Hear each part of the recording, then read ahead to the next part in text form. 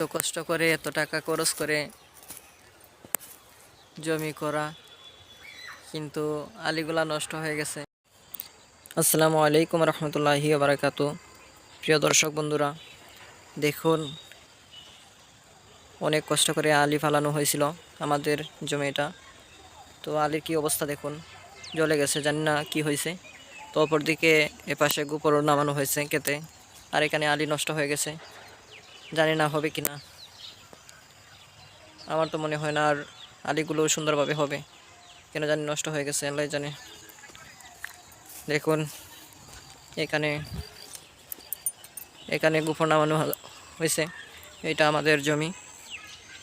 তো প্রথমে অনেক সুন্দরভাবে আলিটি হয়েছিল আলিগুলা, এখন কেন জানি এভাবে হয়েছে, আল্লাহ জানেন।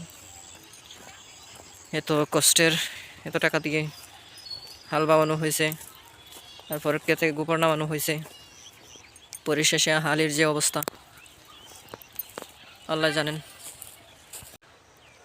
এখন কি করা যায় আপনারাই বলেন। এই জমিতে চাষ করে আমাদের সংসার চলে, ক্ষেতের ভাত খাই আমরা।